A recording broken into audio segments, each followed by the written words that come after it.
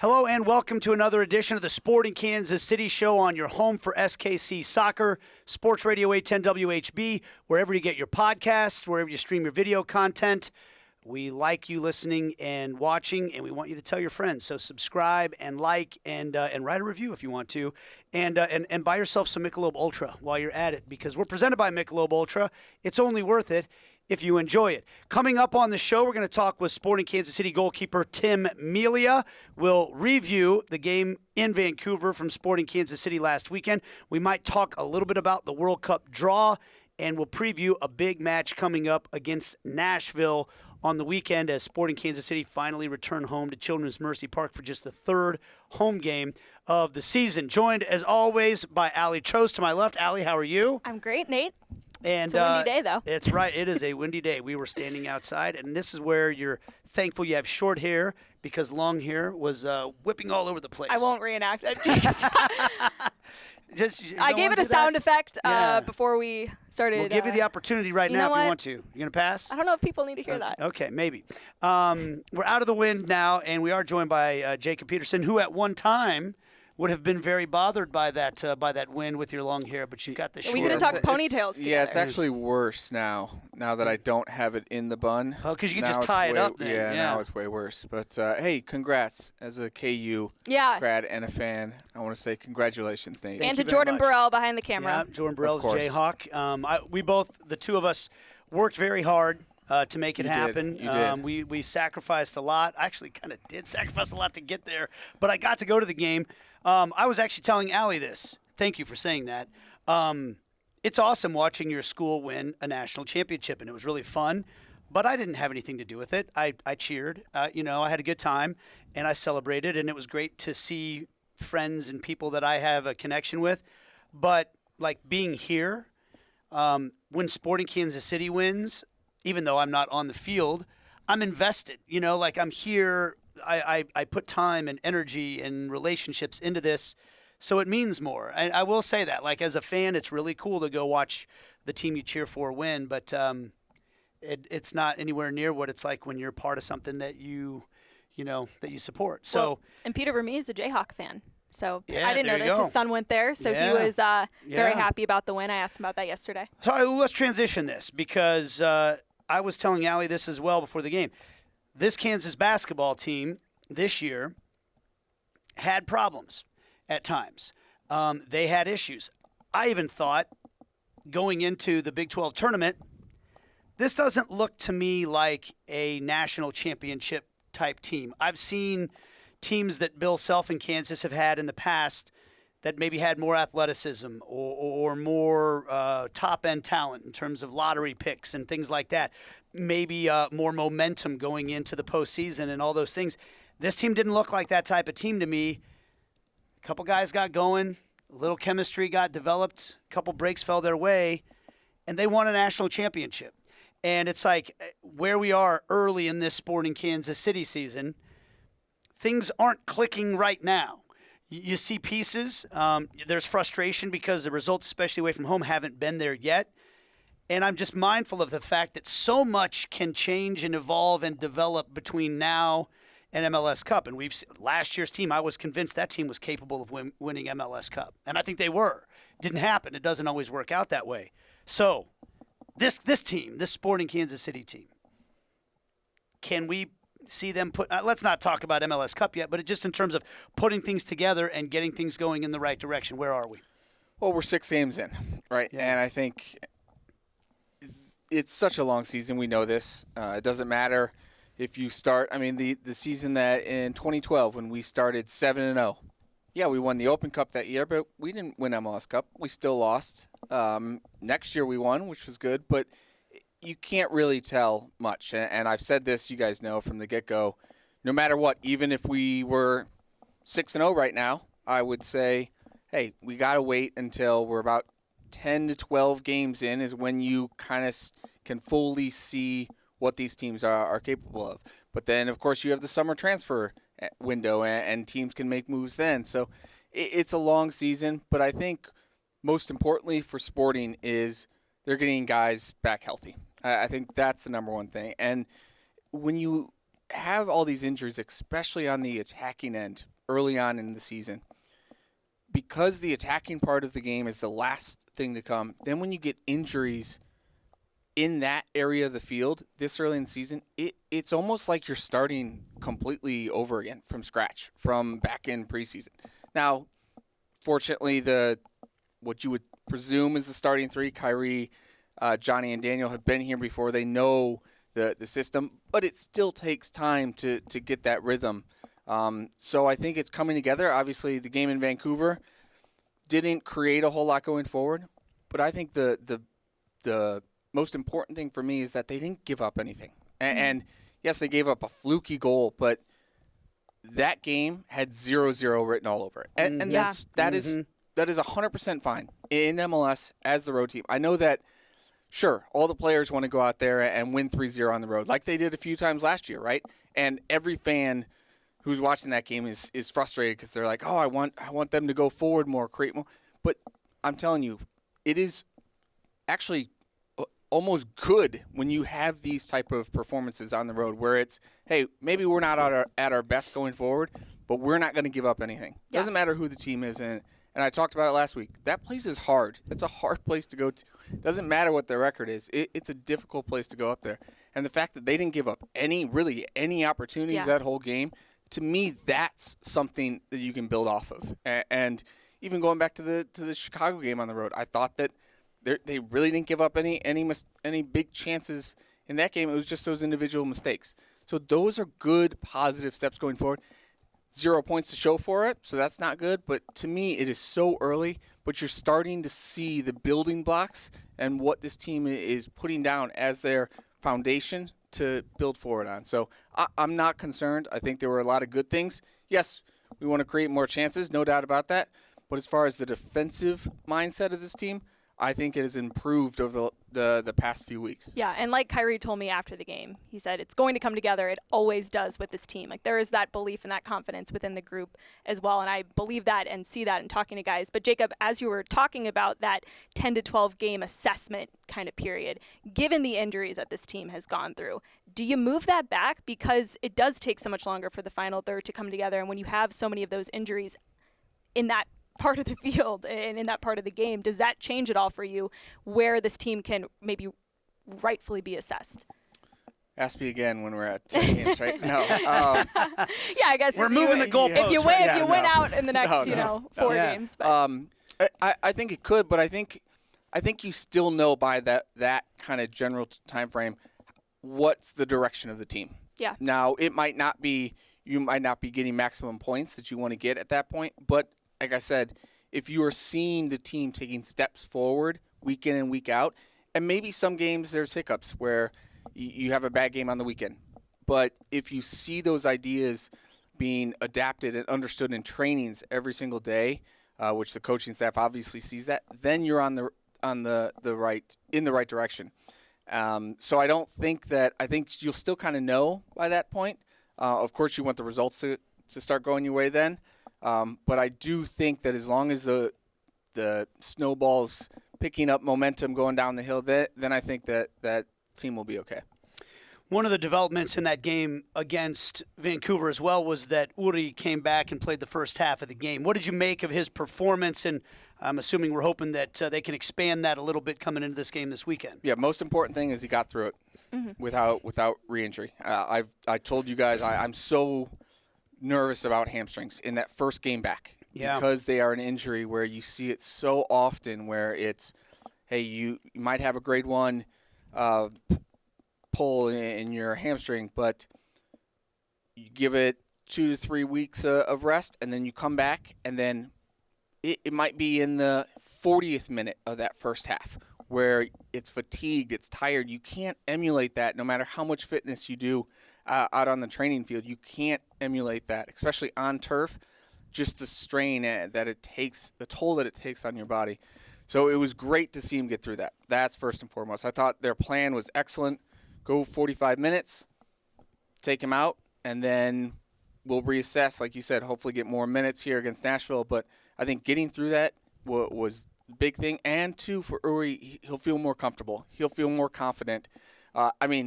I'm sitting there every time he's making a long sprint. I'm like, oh, I get a little because it's happened to me personally. Yeah. So I know how that is. When you're out there playing, I'm sure he's not thinking about it at all.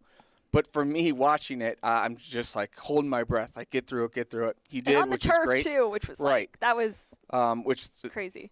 I could tell watching that it was bad turf, but I also have talked to players who said it was not great, which you could tell just how kind of some.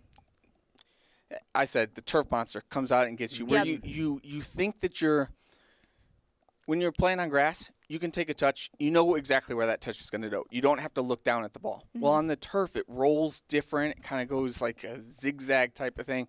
So you almost trip over the ball. So it looks like, hey, what are you doing? You don't know how to dribble a soccer ball. But it's because at this level, nobody's looking down when they're dribbling now.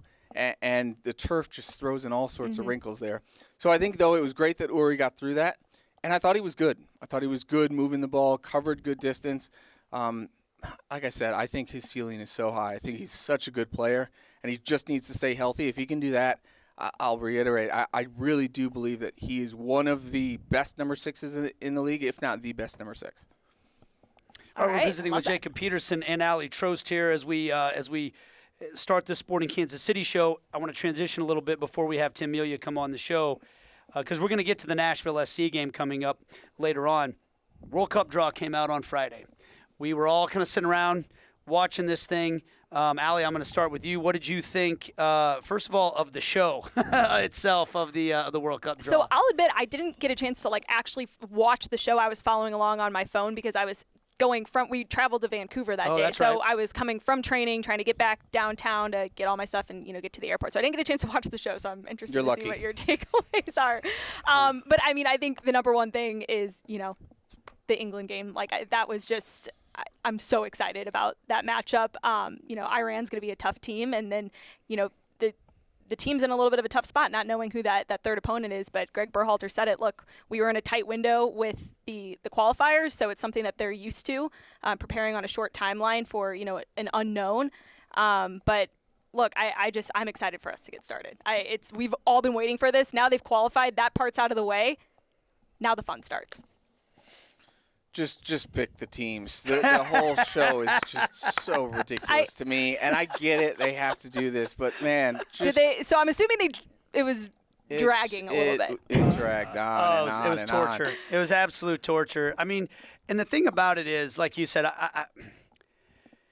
we were talking about the NCAA tournament a second ago. They finally figured out with the selection committee show. Let's start right now. You can break it up a little bit if you want to. I mean, they want to try to create an hour worth of content. Okay, fine. But start the draw right away and let's get to it. And maybe then you can have a little time to analyze it or whatever. But we're watching singing and dancing and a weird thing with the mascot flying all over the place and talking and all these things. And the whole time you're just going, what is – and the thing to me is all you're doing is creating resentment. Like the little mascot looks cute. It looks like a cool thing, and it had a story behind it. See, I didn't know about any of this. Yeah, tell the story of the mascot at some point in time. All you're doing is make me hate that mascot right now. You're not making anybody like that mascot. You're making everybody go, I hate that mascot, and I want him off the screen right now because I want to see who's who's playing right. Like you're not creating any positive thoughts about these things at all. Do that. Maybe find a way to work that in at a time when everybody's not so anxious to find out who's going to be, who's going to be playing where. Right, but it's FIFA, so you know that you're going to get something over the top. But to talk about the draw itself, yes, I do agree. There were easier groups. I think there were easier draws, but I think there were much harder draws as well. And I think that you could say that this one was probably on the better end of that scale for the U.S. England's one of the best teams in the world. Obviously, it's a fun matchup because what was it, 2008, 10? What was the 2010? 2010 was the last one when the goalkeeper boxed the ball into the net. Harper Green, I think. Yep. So it'll be nice, and just obviously our countries and kind of the history with all that. And I loved Pulisic was talking about getting to go up against Mason Mount. There's some of those little individual kind of storylines too. Yeah, so that'll be cool to watch. Then Iran, not going to lie, I don't know a single thing about Iran's national team. I would assume they would be pretty good, though. And then who knows with the other one? Scotland, Wales, Ukraine. Obviously, that's a difficult situation right now with qualifying and just existing as a country. So there's bigger components there. But I think overall, it's just exciting. It's exciting because last World Cup, obviously, we missed it. And I couldn't even tell you who won that World Cup. Honestly, like I think it was France, but like because the U.S. wasn't in it, I just wasn't. I didn't have that same passion about watching the World Cup, so it was disappointing. But now, like I said to before Nate on the broadcast, where this is great, but then I think it's almost just like an appetizer for the next World Cup, where it's at home here. I'm so excited for that one. It would be great if the U.S. could get out of their group here and establish a little bit of that momentum because of that we're hosting in 4 years. I'm really excited for that one. I'll tell you who won that World Cup, Jacob. It was a young, brash France team that had an absolute workhorse at the number 6 and a number 9 that didn't score any goals. Does that sound familiar? I'm not saying the United States is going to win the World Cup. But I like that. I like the dynamic of a young, brash group of guys that has an absolute workhorse as number 6. And I'm not putting Tyler Adams in N'Golo Kante's world. He's to me the best player in the world and has been the most valuable player in the world for quite some time.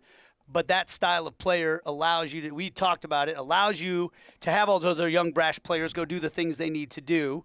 And carries all the water for everybody.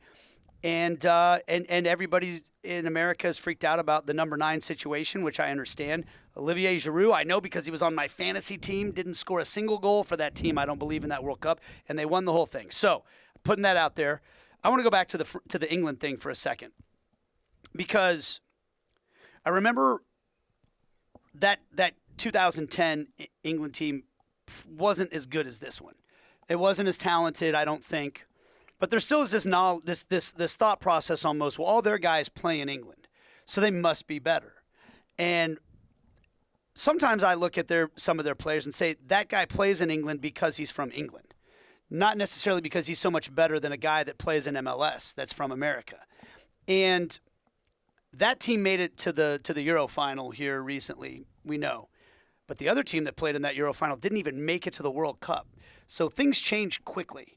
How far-fetched is it to think that this American team can go toe-to-toe with that England team and come out with the result and maybe even a win? You asking me? Yeah. I mean, it's not far-fetched, but that England team's good. That England team is really good. Mm-hmm. And, I mean, if you were to play these two teams off 100 times, England's going to win the majority of those. And I don't think that that's controversial at all to say. Right. But do I think that the U.S. could go in the World Cup and beat them? Sure. Absolutely. Yeah, you don't need to play them 100 times. You just need to come out and have the better performance when you do go up against them. And I think the one thing that I have a lot of confidence just about within this U.S. team right now is how many guys got really valuable experience and how many players it did take for them to qualify. And I think that experience does not go wasted at all, whether it was injuries or other bits of adversity that the team dealt with. Guys stepped up, and that's experience that's going to come up in those big moments when you need guys to do it under, the biggest spotlight. And I think that team has that experience right now going into this World Cup. All right, well, we'll take a break. We're going to have Tim Melia join us on the show in just a little bit. But, yes, the USA in Group B, and we know on Black Friday, the day after Thanksgiving, they're going to be playing the United States. I immediately, when I got the draw, went upstairs and dumped all of my wife's tea into the bathtub ceremonially as a way to, get things started off on the right foot. I just want another watch party like we had Yes. back in the day. Those were fun. Hey, did you get to come down to any of those? I did. Yeah, in 2014, the Brazil one. Yep. Those were some of the greatest parties I've ever been to in my entire life. And honestly, that was like one of the things that when we didn't make the World Cup last time, I was just thinking about like, man, we are going to miss out on at least 3 of those. And that was one of the things when we qualified this time, as much as it is all the other bigger picture stuff about soccer in America and what it means, just the idea that we're going to have at least 3 of those coming up in November is is awesome. Well, and I got a small taste of it in 2019 with the Women's World Cup, and like those were some of the best days, just like being out there with all these diehard soccer fans watching soccer, rooting on the USA. And so it's going to be really exciting because I watched the final in 2018 with France, and I was down in Power and Light. I had just only been in Kansas City for about a year, and even the crowd for that game was pretty large, but obviously it pales in comparison to win our home country. So yeah, the only thing we will have seen in Kansas City has been a bigger party in the P&L than that was when the Chiefs won the Super Bowl. And it's at that level. It's going to be incredible. It's going to be so fun. All right, we'll take a break. We're going to have Tim Melia join us. When we come back, we'll also have Jacob come back in, and we'll preview the Nashville SC game right after this on the Sporting Kansas City Show presented by Michelob Ultra. And welcome back to the Sporting Kansas City Show on your home for SKC Soccer, Sports Radio 810 WHB, wherever you get your podcasts, wherever you stream your video content. We appreciate you watching, listening. Please subscribe and let all your friends know about how much you love the show. And, of course, maybe have yourself a nice Michelob Ultra while you're at it. It's only worth it if you enjoy it. We are joined now by the goalkeeper for Sporting Kansas City, Tim Melia. Tim, how are you, man? I'm good. Thanks for having me on. Hey, how are things going, first of all? I know we're going to talk about a lot of things here today, but just in general, season not off to the start that you want it to be, but a long, long way to go, we all know in this one. So how would you describe where you guys are at right now? We're building to the team we want to be. I think that's the best description of what's going on right now. We are not putting everything on the field at the same time of the things we're training, and because of that, we're losing games that maybe we should be drawing or getting more points off. So still very early on in the year. We have a quality group. We have a lot of new guys that came in that are still getting acclimated. So all positive things moving forward, but most importantly, we've had an excellent record at home, and we have another game this weekend to hopefully continue that record. And not to mention, you guys have also played a lot of games on the road. You've been excellent at home, couple of 1-0 results in those back-to-back home games. How different is it, getting prepared for an away game, and why has it been so much more difficult on the road this season? I don't know. I think it's something in the past we've been pretty good at. Last year we were really good on the road, and I think that's really important. Getting into good playoff positions is kind of stealing points on the road. I think we need to be a little bit more organized defensively, and that's something I thought we did really well in the Vancouver game. We didn't give up many opportunities, if any, and they got a fortunate goal that's kind of bouncing around, and the guy is opportunistic and sticks it away. But I thought that our group was very organized defensively, and we didn't give a lot of things away. And if we can continue to do that throughout the course of the season, I think we'll get back to getting more positive results on the road. I'm glad to hear you describe the goal the way that you did, because as a soccer novice myself, I'm watching that play, and it didn't – there's sometimes you watch a goal and you go, man, the other team broke us down, or – somebody scored a golazo, and what are you going to do? Or sometimes you look at it and go, that guy messed up on defense, and that's why they scored. And I watched that one, and I just felt like that seems a little unlucky. It just kind of seems like the ball could have bounced anywhere. EC was right there trying to knock it away, and fair play. Was it Raposo? I'm trying to even remember now. Who tucks it inside. I mean, it was a good little finish at the end, but I didn't come away feeling like, boy, there was a lot of screw-ups there, and I'm curious how you guys come away evaluating it. You touched on it a little bit, but do you go back and look at it and say, we should have done this differently, or just sometimes, man, the ball didn't bounce the way we wanted it to that time? In that instance, first, I think you always control your own luck, right? That's something I've always kind of prided myself in. When you're preparing properly, when you're laying everything out on the field, luck seems to go your way. Yeah. That was an instant where I thought we were really good defensively the whole game. I think we could have done things organizationally before that happened, but, I mean, what do you want Izzy to do? Izzy's got two players. The ball's kind of lofted in this awkward space. He clears it. He wins it. It banks off one player, banks back off him to another, and then it kind of just falls. So that's not a play that I put a lot of stock in, because things like that are just going to happen. We just need to focus on really, really, especially on the road. And, obviously you want to do this in every game, but more so maybe on the road, is give no chances away and make it really, really hard and disrupt the other team to play the style that they want when we're away from home. Okay, so now switching over to being at home, I mentioned those back-to-back 1-0 wins. What's been the key to success in that area? That was not a scoreline that this team had at all last season. And how do you guys do it again this weekend against Nashville? Very, very good team. Probably, in my opinion, one of the best organized team from back to forward. They have very dangerous players, and then they have, your Zimmermans and your Joe Willis, who I think is a very good goalkeeper, anchoring that entire team. So, two enormous results. I think the thing at our home is we have our fans. They energize us. They give us confidence to play the style that we want to play. And we all enjoy playing, and we respect that they're coming to the games, and we want to put on a performance. So it is up to us to continue to do that and hopefully get another very good result against a very good team. And they've been on the road all year. They're getting ready to open up their stadium. This organization's gone through that once before. And when you look at the record and say 2-2-1, might not look like the most impressive record, but I tell you what, I watched that RSL game that they played, and I couldn't believe they didn't win that game. How impressive are they to you, even if their record doesn't indicate they're one of the best teams, considering they're on the road and all that? When you watch them, how impressive are they to you? I think what makes them so good is that they don't give up a lot of opportunities, so they're very, very strong defensively. And that goes back to last year, right? Like, that's not just a little flash in the pan this year. Yeah, so it's something that they pride themselves on, but then they also, they have the Mukhtars, they have the Leons, they have, Sapong, they have guys that are going to get out and go and create and, push behind our defenders and stretch our team. So they're a good group. It's going to be a very difficult game, but it's one that, this is what we want. We want to play against good teams, and the fact that we're getting to do it at our home is a huge advantage to us. Okay, I'm kind of switching topics here because I got a chance to go out and be with the team in preseason in Arizona and work with the goalkeepers a little bit. I was shagging balls, probably the best. You're a goalkeeper assistant. I was the best goalkeeper assistant that Sporting's ever had. Also the shortest goalkeeper assistant of all time, by the way. Okay, Nate. I say that as a short person myself. I'm not trying to take shots here. No, that's a very fair statement. But something I noticed in training that blew me away that I was out, a lot last season too, but just being there every day.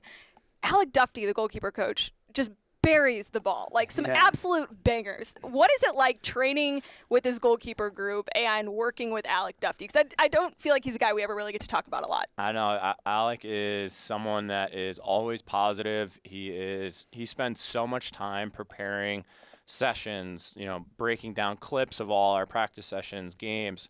Alec is huge for our goalkeeper group because he has such a great attitude. He has such a great work ethic, and he's always coming up with new things, which is really hard as a goalkeeper coach because, there's not a million drills you can come up with. But he always keeps everything new, loose, and he's the type of person that he wants everyone around him to be better, and he forces you to be better through his positivity. And then he's obviously a quality shooter. I'm not going to give him as much credit as you've given him because I can't do that on air, but he's the type of Everybody guy. around here knows he hits bangers. I mean, he does. He has a thunderous leg. He does. And he just keeps shooting, which is even more impressive. Yeah, we're always like, why don't you take a break? Let us do some shooting. And he's like, nope, I'm going to keep shooting. But incredibly powerful, a great goalkeeper coach, and someone I think I've developed really well under. So we're visiting here with Tim Melia, and I want to get back into the game here in a little bit, but we've talked about this some because I'm curious what it's like from the player's perspective.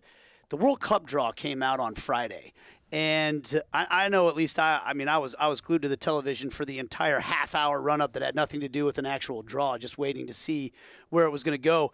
You guys as players watch it or anything? Did you get into checking out where the U.S. was going to be and all that? So we had just finished training, came inside, and we were sitting down for lunch. It was on, and I believe England, Iran, and then the last team hasn't been selected yet, right? Yep.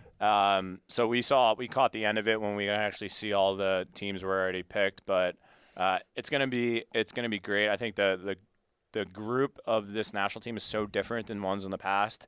It's a group that majority of the players are playing, abroad or very high level in the MLS, and they're a great age to continue on this cycle and potentially the next. So I think it's just up and up with the national team right now. I'm glad you brought up both sides, the fact that we got these young guys that are playing at big clubs in Europe, and then high-level MLS players, Walker Zimmerman being one of those guys that's going to come to town. I mean, he has anchored the back line during some crucial performances this entire World Cup qualifying cycle.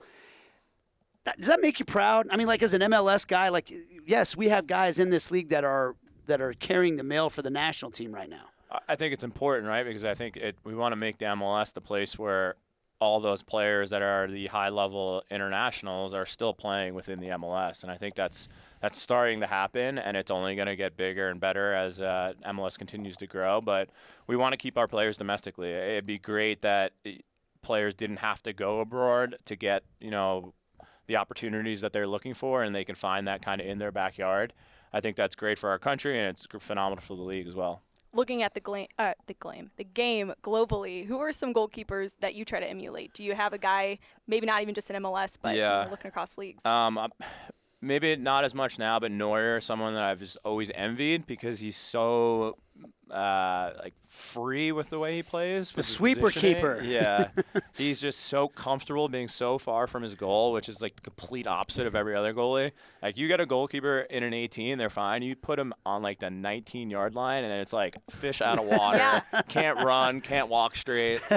And Neuer is always just kind of, 35, 40 yards from his goal, looking to play balls.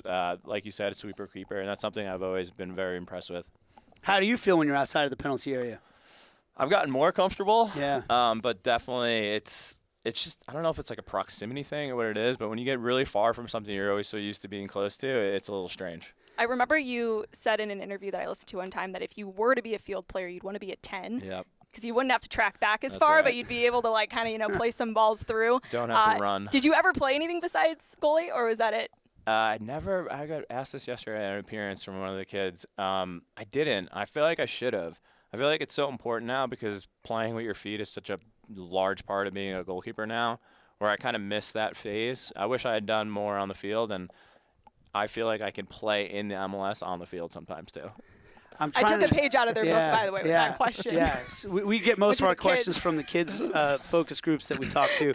I don't know if this analogy fits at all, but when you said that about getting outside of the penalty area, I was thinking I took on the challenge of doing a small triathlon, like the sprint distance ones, twice in my life. It's just a way for me to work that in, to pretend I was ever in shape. But we'll get that track app data for you guys. You had to do like a 500-meter swim, and I'm a terrible swimmer. And I could run and bike like fine, but swimming, like just getting to the point where I could swim 500 meters was psychologically and physically really difficult for me. And I remember, like in the first one, I got out into the middle of a lake, and I was going to have to turn around and swim all the way back.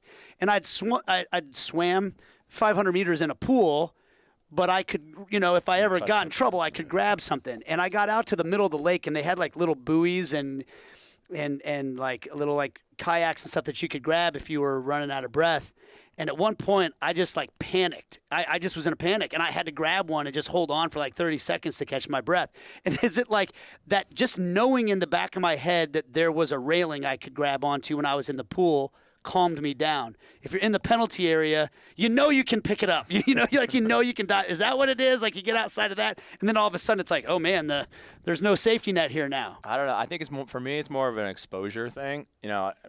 Playing on my feet is not the issue from being outside the 18. It's more of a, why am I in this position? What am I doing Something's here? gone wrong if I'm all the way out here. Yeah. This cannot be good. This is my area right here. It's clearly marked. I'm supposed to be in here. You did get so much better with your feet, though, and we have talked with you about that in the past. But I am a little interested now hearing you say that, since you were not a position player.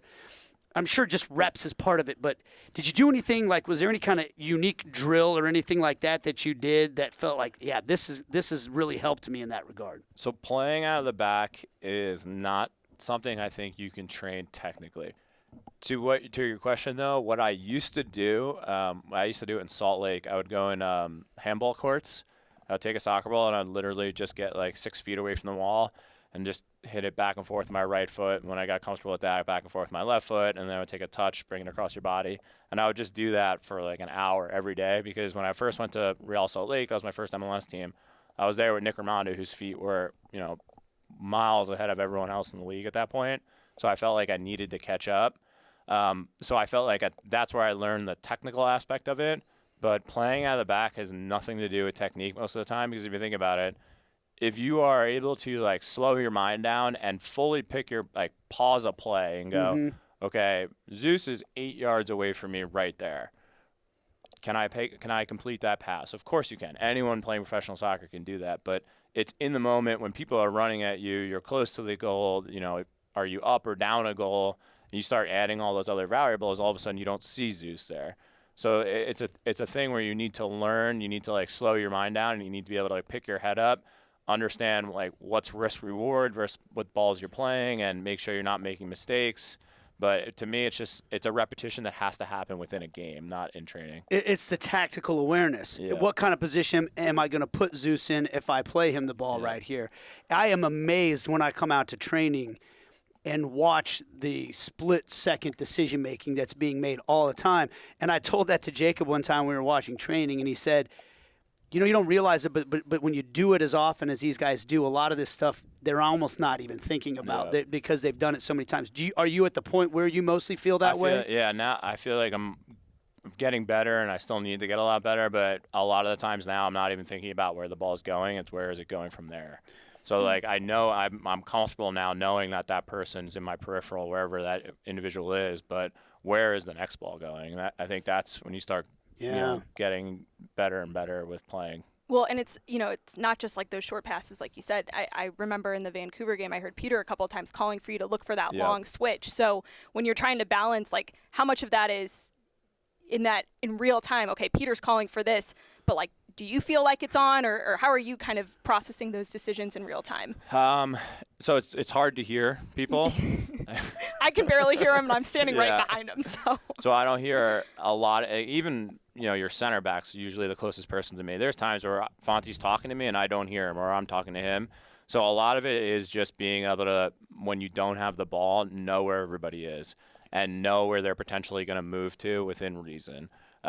There was a lot of space with the way that the Vancouver line was playing for those clip balls into the behind, and we didn't utilize it enough, and we didn't take advantage of it enough. I mean, Kyrie almost had an opportunity right at the end of the game. But it's more about just, can you take little like snapshots and then get back to what you're doing and still recognize where the snapshots are. Okay, what about the part of the game because you spend a lot of time in this position, the whole game's at the other end of the field. Because Sporting, obviously, they spend a lot of time with the ball in the attacking half, knocking the ball around and all that. What are you thinking about at that time, and what are you seeing, and how are you processing everything when you're like the only guy on the other side of the field? Worst case scenario. I mean, that's always your mindset as a goalkeeper. Are you balanced? Is there, did a fullback just make a run up the field, and then our center back has to become that, occupy that fullback space, and the other center back's got to come over, and the fullback's got to come in. So a lot of it's just balancing everyone. So in the event the ball turns over, our guys are in good position to either win the ball back, break up a tackle, foul someone, or whatever it is. So you're directing traffic. I mean, you're talking to them. Can they hear you from that far away? I think usually I always try to focus on just getting one person anchored. So like your center person, this is what I want, because if something breaks down, there's always one person that can at a minimum delay the game a little bit and allow the rest of the team to get back in shape. I'm always yelling. You guys know that. Does everyone hear me all the time? Probably not. Well, I'm just like laughing in my head because I'm thinking of like hearing I can always hear you guys at training. The keepers, if I can't hear anyone else, I can always hear the keepers. John Polskam's got quite a voice on him. Yes, he does. He's very loud. Your thoughts? No. No, one other question that I had just as it relates to like your role on the team. I know last year as you guys were getting ready for the playoffs, you kind of stepped up to the penalty spot a couple times. Buried a few of them there. Is that a goal of yours at some point? I know we're not really in that position. MLS Next Pro, though, there's going to be a lot of penalties going on. I'm calling that game on Sunday. That's a pretty cool little setup they have. I would love to take a penalty. I think everybody knows that. I would love the opportunity to do it. I guess I would have had my opportunity in 2015, but I was on the sideline at that point. But who knows what'll happen though, right? When you actually have to do it, it's easy to do anything in training, but when you actually have to do it with pressure, it's a much different situation. So you're going top corner. I know it. I've seen it happen. I know it's. I'm not telling them which corner, but it's going to one of the top corners. Hey Tim, thanks so much for the time. We really appreciate it. Like you said, this is a big one coming up this weekend. It's going to be a good game. Two really good teams going at it with similar with some. Well, I don't know what you want to call it. There's connections. There's a lot of connections there between the two teams, so it should be fun. We appreciate the time, man. Good luck. All right, thank you guys. Thanks, Tim. That is Tim Melia. We're going to be rejoined by Jacob Peterson as we preview this game with Nashville. There's a lot of connections, like I said, between these two clubs, and Jacob's got some connections that go back even to previous clubs before that as well. So we'll get into all that as we come back on the Sporting Kansas City Show presented by Michelob Ultra. And we're back to wrap things up on this edition of the Sporting Kansas City Show on your home for SKC Soccer, Sports Radio 810 WHB, and wherever you get your podcasts and stream your video content, presented as always by Michelob Ultra. It's only worth it if you enjoy it. Just had a great conversation with Tim Melia, and we got Jacob Peterson back in here. And you and Tim are kind of close. I think you guys are buddies a little bit. You spent a lot of time with him over the years. That conversation we had about the tactical awareness it takes to play out of the back. I thought that was really interesting because he said, I was thinking of playing out of the back as a goalkeeper being a technical situation where you got to work on your foot skills. But he said it was more about the tactical awareness of it, knowing where to go with the ball and thinking the game at all times. I guess that doesn't, as a player, maybe not surprise you to hear, but what are your thoughts on that whole situation and his progression in that part of his game? Well, I do think he's selling himself a little bit short. It is technical. Not every goalie can play. Not just because you know where the pass should go doesn't mean you can actually execute that pass. Right. And Tim's feet are really good to where he can execute basically any pass out there out on the field. Even that diagonal ball that he chips up to the fullbacks along the touchline, that to me does not – he makes that look like an easy pass, but he puts it on the money every time. Well, especially as someone who's as powerful as Tim, to then be able to just kind of, with that little precision, little dink over there. I mean, so much of it, though, is about having the confidence to do that and just say, hey, I know I could lose it here, but this is how we want to play. This is the system that you know, the coaching staff and we've all agreed upon, and it does put pressure on you. But because Tim's so confident, one, because he's really good, but two, you have to have that internal confidence to say, hey, I'm going to play it to my number 6 right here, even though, you know, you got 3 guys kind of surrounding him.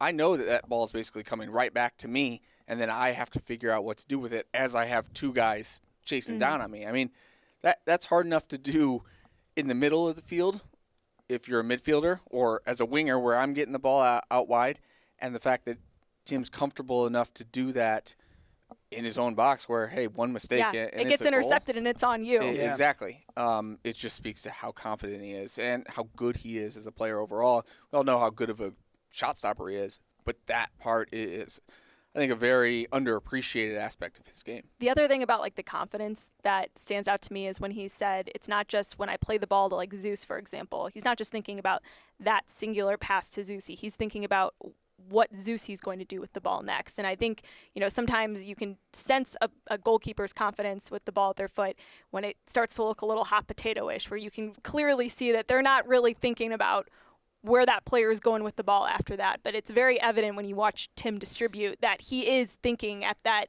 you know, a step ahead of just that action. That reminded me of when quarterbacks talk about how they're the guy on the field that knows everybody's responsibility when you're calling a play. Not just like maybe the guard knows his responsibility, but the quarterback knows everybody on the field. And kind of reminded me of that when he was saying that.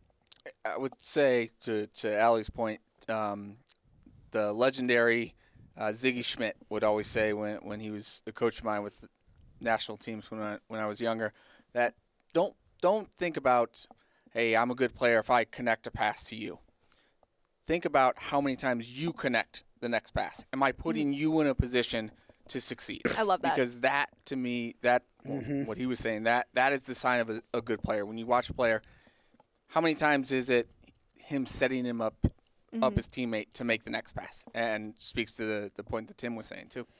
Yeah, I'm not a good player because I can see like who's open near me and I'm going to get them the ball. And that's like as far as I can see the field. And I mean that like these guys, the way they see and understand what's happening with all 22 moving parts is pretty incredible. But it is that combination, though, of like that tactical awareness, but that confidence as well, because you need that confidence to think beyond just the action that you are directly responsible for making in that moment. And I think when you have that confidence, you're not thinking as hard about that one because you know that the main concern in your head is, well, when that ball gets there, where's it going next? Yeah. And, you know, I think it was really cool to hear Tim talk about some of that because it is amazing how much of that, he's developed in his game. And I've heard him talk about before too. That's something that young goalkeepers now are coming up through this, through the ranks, having already established, and was not at all a focus when he was growing up as a goalkeeper. It's like, how far can you kick it? How far can you punt it? It was how quickly can you get the ball out of, this dangerous area that you're tasked with protecting. And now it's so much a part of the game and the development of young goalkeepers to be really good with the ball on your foot. And he said it a little bit, but I mean, he's got to be yelling because he sees the whole field. He can see it where, half the guys, well, Tim has the ball, almost everybody has their back to the majority of the field, right? And as a goalkeeper, you're directing, you're constantly yelling. I mean, how many times post-game interviews, Tim's voice is gone because he's constantly yelling, which is an underrated part of the goalkeeper position. But hey, I think Tim's teaching John Pulskamp some because, as you guys said, both those guys can certainly yell. Yeah, they've got the lungs. But I do like the comparison that you make to a quarterback because I do think that there are similarities just in field vision alone, what you can see that no one else around you can see, and then how you take what you're looking at, given that you might not be able to hear everyone around you and what you're hearing from the sideline or other players on the field, and being able to take those snapshots, like Tim said, of, hey, here's, just how the game's kind of playing out, and here's where this player might be moving next. I mean, that's in real time. It was just really cool to hear him kind of talk about some of that stuff. All right, before we run out of time, let's talk about this Nashville team a little bit. So many crossed paths here between Mike Jacobs, who was here being the general manager, and Chance Myers being the director of player personnel now. CJ Sapong is on the team. And as I was getting ready and looking through the notes, assistant coach Steve Guppy, who I have to be honest, I don't know that his name would have ever jumped out to me until he's the one that told you, was he the one that with the quote that before we outplay him, we got to outwork him? And I keep, now that's like my quote. I give that to my kids every game now before their games because you gave me that. So you've got a lot of connections with this team as well, not to mention their head coach. Yeah, I do. I played in Colorado under Gary Smith and Steve Guppy, obviously. Chance, of course, a friend and a teammate. Mike Jacobs, who was here. CJ Teal Bunbury's also there, coming back. Jake Brownback was their head trainer there, was an assistant trainer over here. So there certainly are a lot of connections, which is cool. It's fun, down on the field before the game. The guys will get together and talk. After the game, I'm sure some guys, depending on how long Nashville's staying, will grab a beer or whatever. But, again, it's similar to, I mean, you know how I say when you play your former team. Right, there's always that extra little bit of motivation. So CJ coming back, I'd expect CJ is going to be buzzing for this one. I mean, fan favorite here, awesome guy, great human being, lives in his own world, which I respect so much from Siege, but also a really good player. I don't think he's gotten the love that he has, that he deserved over his career.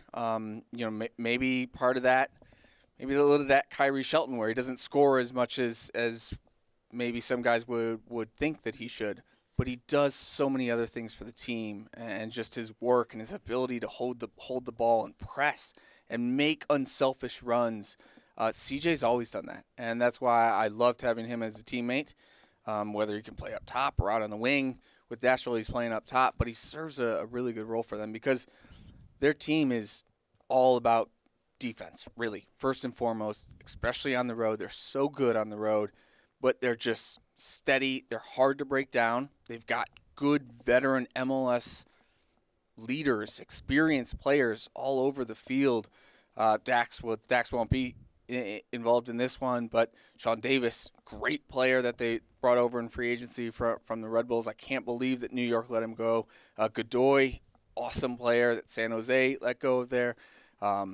Romney, Eric Miller, Walker Zimmerman, just they have so many really good MLS players who they've kind of picked off of other teams, and they don't have a whole lot of foreign players that come into it, but the one foreign player that they do have, Hani Mukhtar, is one of the best in the league. So good. This is a really good team. Joe Willis in goal. They have a lot of good players. It's why they're so hard to beat, especially on the road, because they're in this crazy road spell. This swing of first 10 games Yeah. or whatever on the road, and that's difficult. But they're 500 right now because they are so good on the road. Yeah.